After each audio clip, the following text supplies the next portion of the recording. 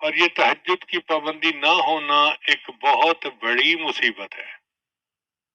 اللہ تعالیٰ اپنے پیارے حبیب صلی اللہ علیہ وسلم کو فرماتے ہیں وَمِنَ اللَّيْلِ فَتَہجد بِهِ نَافِلَةً لَكَ، اے میرے محبوب رات کو تہجد ادا کیجیے، عَسَىٰ أَن يَبْعَثَكَ رَبُّكَ مَقَامًا مَحْمُودًا، ہو سکتا ہے اللہ آپ کو مقام محمود عطا فرمائے۔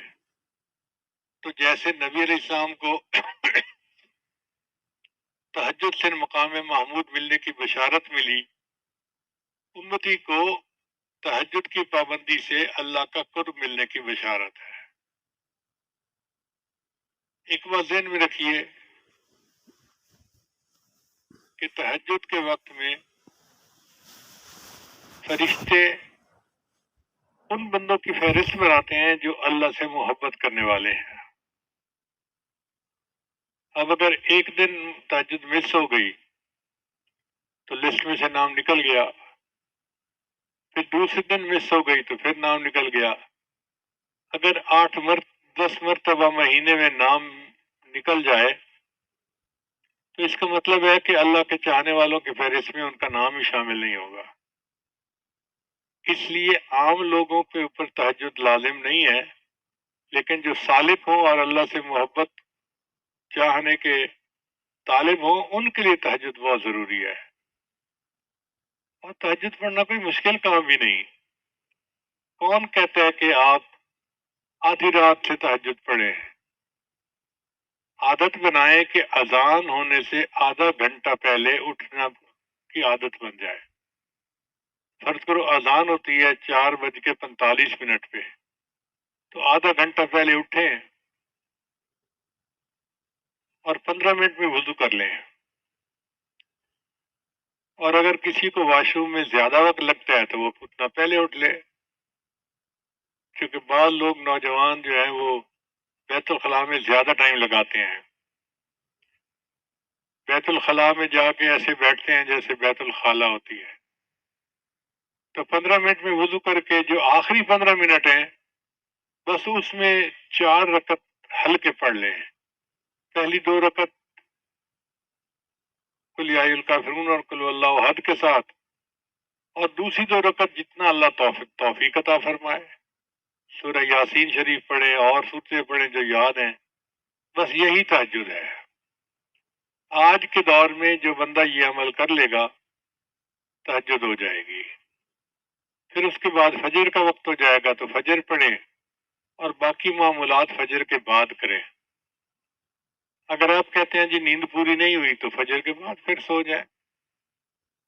پہلے دور میں تہجد بین النومین ہوتی تھی اور آج کے دور میں فجر بین النومین ہوتی ہے، لیکن تہجد کی بہرحال پابندی ہونی چاہیے، حاضری لوگ نہیں چاہیے۔ ہمارے حضرت فرمایا کرتے تھے مزدور سارا دن مزدوری کرتا ہے، جب شام کو اجرت ملنے کا وقت ہوتا ہے تو اس وقت وہ حاضر ہوتا ہے، غیر حاضر نہیں ہوتا۔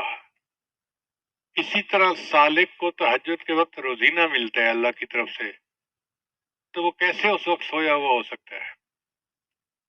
جنید بغدادی رحمۃ اللہ فرمایا کرتے تھے کہ سب کشف و کرامات اڑ گئے، آخری رات کے چند نفل کام آ گئے۔ تو یہ آخری رات کے چند نفل جو ہیں یہ انتہائی ضروری ہیں۔ اللہ تعالیٰ ہمیں باقاعدگی کے ساتھ تہجد پڑھنے کی توفیق عطا فرمائے۔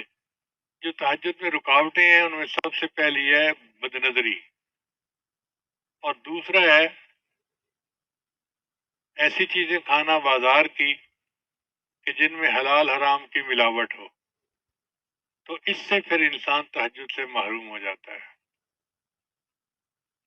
حدیث مبارکہ میں ہے جب رات آتی ہے تو 3 طرح کے لوگ ہوتے ہیں، 3 طرح کی جماعتیں ہوتی ہیں۔ ایک وہ فرشتے، ایک وہ لوگ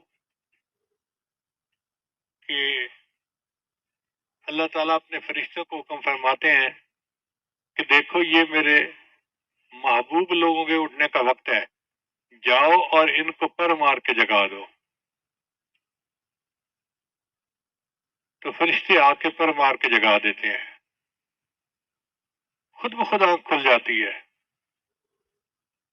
میاں محمد بخش رحمۃ اللہ فرماتے ہیں رات پوے تے بے دردانو میٹھی نیندر آوے، رات پوے تے بے دردانو میٹھی نیندر آوے، درد مندانو یاد سجن دی ستے آن جگاوے۔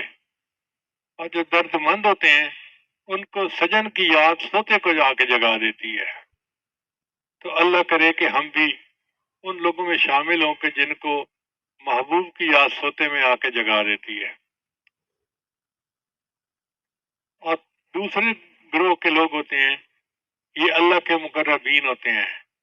اللہ فرشتوں کو فرماتے ہیں دیکھو یہ میرے محبوب لوگ ہیں، دین کا کام کرنے والے تھکے ہوئے ہیں، آرام کر رہے ہیں، جا کے ان کی کروٹ بدل دو، یہ چاہیں گے تو سو جائیں گے اور چاہیں گے تو یہ کھڑے ہو کے نماز پڑھیں گے، میں ان کے سونے پہ بھی راضی، میں ان کے جاگنے پہ بھی راضی۔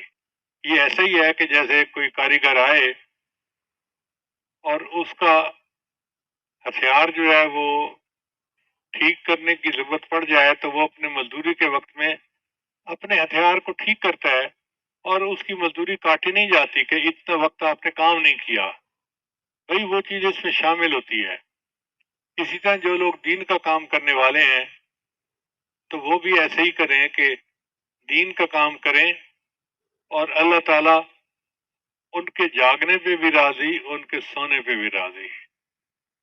پھر تیسرا گروہ ہوتا ہے اللہ تعالیٰ اپنے فرشتوں کو حکم فرماتے ہیں کہ جاؤ یہ وہ میرے بندے ہیں جن کو میں پسند ہی نہیں کرتا، تم جا کے پہرا دو کہیں یہ نہ اٹھ جائے، میں ان کی شکل ہی دیکھنا پسند نہیں کرتا۔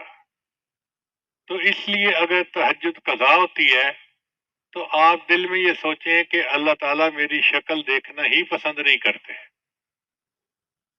اور کوشش کریں کہ باقاعدگی کے ساتھ اہتمام کے ساتھ تہجد پڑھیں۔ وہ چند لمحے تو 24 گھنٹے کا نچوڑ ہوتا ہے۔ اللہ تعالیٰ ہمیں ان معمولات کی پابندی کرنے کی توفیق عطا فرمائے اور ہماری تمام غلطیوں کوتاہیوں کو اپنے فضل سے معاف فرما دے۔ میرے محترم بزرگوں دوستو،